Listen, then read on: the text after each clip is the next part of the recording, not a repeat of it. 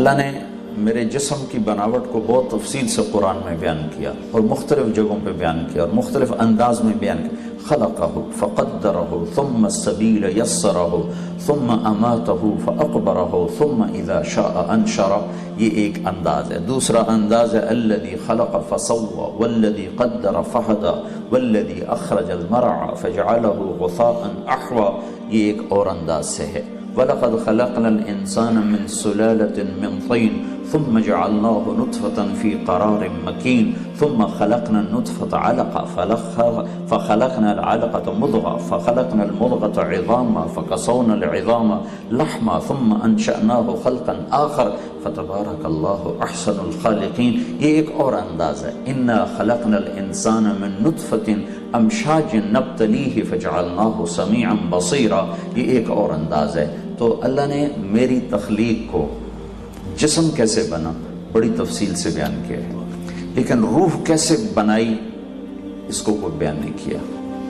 اور روح کے بارے میں سناٹا، خاموش. وَنَفَخَ فِيهِ مِن رُوحِهِ. ہاں یہ کہہ دیا تم مٹی سے بنے تھے، جب تم 4 مہینے کے ہوئے تھے تو میرا امر تیرے اندر داخل ہوا.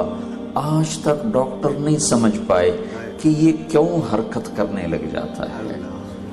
زندگی کس چیز کا نام ہے میڈیکل سائنس نہیں جانتی، اور موت کس چیز، میں میڈیکل بھی پڑھا ہوں، موت کس چیز کا نام ہے میڈیکل نہیں جانتی. 200 جواب میڈیکل سائنس میں لکھے ہوئے ہیں. موت کسے کہتے ہیں؟ یہ ہے، شاید یہ ہے، شاید یہ ہے، شاید یہ ہے، اور وہ 200 بنتے ہیں اور اس میں سے ایک بھی ٹھیک نہیں، ایک بھی ٹھیک نہیں. جب وہ زندگی ہی نہیں جانتے تو موت کیسے جانیں گے؟ جب وہ ابتدا کو نہیں جانتے تو انتہا کو کیسے جانیں گے؟ وہ تو بیچ میں تھوڑی سی شکل دیکھ رہے ہیں. یہ تو ہمیں اللہ نے بتلا دیا تو میں بتا رہا ہوں اور آپ سن رہے ہیں اور آپ سارے لا رہے ہیں. ہاں ٹھیک کہہ رہے ہو، ٹھیک کہہ رہے ہو. روح کیا ہے؟ خاموشی ہے. لیکن اللہ کا امر ہے، اندر ڈالا اور حرکت شروع ہو گئی. علمتک الجلوس فی بطن امک. میں تمہیں ماں کے پیٹ میں بیٹھنا سکھاتا ہوں، کھیلنا سکھاتا ہوں اور پوری دنیا تیرے لیے آباد کر دیتا ہوں. لم ازل ادبر فیک تدبیرا. مسلسل میری تدبیر تیرے ماں کے پیٹ میں تیرے اندر چلتی رہتی ہے. حتی انفذت ارادتی فیک. اور میرے ارادے تیرے اندر مکمل ہو جاتے ہیں کہ ہاں اسے باہر زندہ لانا ہے، مردہ نہیں لانا، لوتھڑا نہیں لانا، زندہ باہر لانا ہے. تو پھر ثم السبیل یسرا. پھر میں راستہ کھولتا ہوں. پھر ایک فرشتہ آتا ہے جو پر بچھا کر تمہیں باہر لاتا ہے. لا لک سن تقطع ولا لک ید تبطش ولا لک ریل تمشی. تیرے ہاتھ میں طاقت نہیں تو پکڑ سکے، تیرے منہ میں دانت نہیں تو کاٹ سکے، تیرے پاؤں میں طاقت نہیں تو چل سکے. تو ایسا بے بس ہوتا ہے جب تو اتنا بے بس ہوتا ہے کہ تیرا پیشاب، تیرا پخانہ تیرے اوپر ہی ہوتا ہے.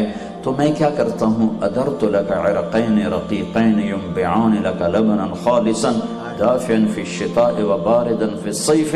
تو میں تیری ماں کی چھاتی جو سب سے تیرے قریب وسیلہ اور ذریعہ ہے، میں وہاں دودھ کے 2 چشمے تیرے لیے جاری کرتا ہوں جو گرمیوں میں ٹھنڈا اور سردیوں میں گرم دودھ تجھے مہیا کرتے ہیں. فَهَلْ يَقْدِرُ عَلَى ذَلِكَ أَحَدٌ غَيْرِي. کوئی اور بھی ہے یہ سارا کچھ کر کے دکھائے؟ کوئی اور ہے تیرے رب کے سوا؟ کوئی اور ہے؟ ہاں صرف اللہ ہمارا معبود ہی نہیں ہے، ہمارا محبوب بھی ہے، میرا بنانے والا ہے. ہم اللہ کو فلسفی انداز میں مانتے ہیں، عاشقانہ انداز میں نہیں مانتے. کیا ہم نے قرآن ایسا پڑھا ہی نہیں کہ جس سے رگ عشق بیدار ہو؟ قرآن فقہی انداز میں پڑھا، مسئلے مسائل کے انداز میں پڑھا. یہ کلام عشق ہے، ایسے تو پڑھا ہی نہیں. کلام عشق کے طور پر پڑھتے تو رگ رگ پھڑک اٹھتی، دل کے تاروں پہ ایک ہی نغمہ بجتا ہے اور وہ قرآن ہے. اس کے علاوہ کوئی اور نغمہ چھڑتا ہی نہیں ہے. تار ہی ٹوٹ جاتے ہیں. کوئی اور راگ چھیڑو گے دل کے تاروں پر تو وہ تار ہی ٹوٹ جائیں گے. دل کے تاروں پہ صرف قرآن کے نغمے ہیں جو چھڑتے بھی ہیں، جو مچلتے بھی ہیں، جو سارے وجود کو عشق میں ڈبو دیتے ہیں. وَهَلْ يَقْدِرُ عَلَى ذَلِكَ أَحَدٌ غَيْرِي. کوئی اور ایسا کر سکتا ہے؟ کوئی ہے جو ایسا کر کے دکھائے؟ پھر وجعلت لک حنانا فی صدر، پہلے میں قرآن پڑھ رہا تھا، اب یہ قرآن نہیں ہے، اب یہ حدیث بتا رہا ہوں۔ وجعلت لک حنانا فی صدر ابویک، میں تیرے دو ہستیاں تیرے لیے بے قرار کرتا ہوں، تیرے ماں باپ کو تیرے لیے پریشان کرتا ہوں۔ لا یاکلان حتی تشبع ولا ینامان حتی ترقد، تو کھائے نہیں وہ کھا نہیں سکتا، تو سوئے نہیں وہ سو نہیں سکتا۔ کسی کا بچہ روئے تو سر میں درد ہوتا ہے، اپنا بچہ روئے تو سینے میں درد اٹھتا ہے۔ یہ فرق کیسے ہے؟ یہ اوپر سے ہے کہ اللہ دلوں میں محبت ڈال دیتا ہے، یہ ذاتی نہیں ہوتی، اللہ ڈالتا ہے۔ وَإِن كَادَتْ لَتُبْدِي بِهِ لَوْلَا أَرَّبَتْنَا عَلَىٰ قَلْبِهَا وَلِتَكُونَ مِنَ الْمُوقِنِينَ۔ کیا قربان جاؤں، اللہ کیا کیا قصے سناتے۔ وَحَرَّمْنَا عَلَيْهِ الْمَرَاضِعَ، موسیٰ علیہ السلام فرعون کے گھر میں آ گئے، اب انہوں نے دودھ پینا چھوڑ دیا، ساری عورتیں آ کے تھک گئیں، نہیں پیا، تو ان کی بہن نے کہا هل ادلکم علی اہل بیت یکفلونہ وہم لہ ناصحون، ایک گھر والے کا پتہ بتاؤں، ایک گھر والوں کا پتہ بتاؤں وہ اس کو پلا سکتے ہیں؟ کہ بتاؤ۔ تو اب موسیٰ علیہ السلام کی ماں کو بلایا گیا، موسیٰ علیہ السلام کی ماں نے ان کو اپنے ہاتھوں میں صندوق میں ڈالا، دریا میں بہایا، اور انتہائی پریشان کہ اب یہ بچے گا، مرے گا، کدھر جائے گا، کیا حال ہوگا۔ تو ان ساری کیفیتوں کے بعد ماں نے بچے کو دیکھا، تو آپ کا کیا خیال ہے، ماں کے چہرے پر تاثر نہیں آئے گا؟ وہ اپنے ماں ہونا چھپا سکتی؟ کتنے کو بناوٹ کر لے گی، کتنے کو اداکاری کر لے گی۔ باد ان ہوا کا صبرت ام لم تصبرا وبکا کا علم یجری دمعک او جرا کم غر صبرک وابتسامک صاحبا لما رآ فی الحشا ما لا یرا امر الفؤاد لسانہ وجفونہ فکتبنہ وکفا بجسمک مخبرا۔ وہ کہتا ہے اگر تو اپنے جذبے چھپا بھی لے تو تیرے دل کے آنے والا تاثر کیسے چھپے گا؟ اگر تو اسے بھی چھپا لے تو تیرے آنسوؤں کا کیا علاج ہے؟ اور اگر تو آنسو بھی چھپا لے تو تیرے وجود کا گھل جانا، ہڈیاں ہڈیاں بن جانا، اس کا کیا علاج ہے؟ تو عشق چھپا نہیں سکتا۔ ماں اپنی ممتا چھپا سکتی؟ تو اللہ تعالیٰ کہتا ہے وَإِن كَادَتْ لَتُبْدِي بِهِ، جب موسیٰ علیہ السلام کی ماں نے دیکھا موسیٰ کو تو ایک دم ماں ہونا کھل کے آنے لگا تھا۔ لولا اربتنا علی قلبہا، میں نے ایک دم موسیٰ کی محبت اس کے دل سے کھینچ کے نکال دی اور اسے اجنبی عورت بنا دیا۔ یوں دیکھ رہے ماں ایسے دیکھتی۔ تو ماں باپ سمجھتے ہیں شاید ہم اپنی طاقت سے اولاد سے محبت کرتے ہیں، اللہ ہے، اللہ ہے۔ سانپ کی مادہ بھی ماں ہے، انڈے دیتی ہے، بچے بناتی ہے، اور پھر اپنے بچوں کو خود کھانا شروع کر دی جب اسے بھوک لگتی ہے۔ یہ ایک عجب مادہ ہے جو اپنے بچے خود کھا جاتی ہے اگر بھوک لگے۔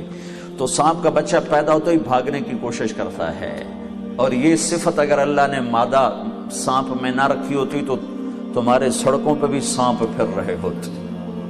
وہ جب اسے بھوک لگتی تو اب نہیں کھا جاتی ہے۔ تو ماں ہونے سے محبت نہیں آتی، اللہ محبت ڈالتا ہے۔ لولا اربتنا علی قلبہا، کہ میں نے اس کے دل کو باندھ دیا اور اسے پتھر بنا دیا، اور وہ پتھرائی نظروں سے موسیٰ کو دیکھ رہی، اور فرعون دیکھ رہا تھا، چونکہ فرعون کو شک پڑ چکا تھا، تو ہر آنے والی کے چہرہ وہ پڑھ رہا تھا کہ جو ماں ہوگی وہ پتہ چل جائے گا۔ تو ماں کا پتہ چلنے کو تھا کہ اللہ نے کھینچ کے رکھ دیا، محبت نکال کے وہ پھینک دی۔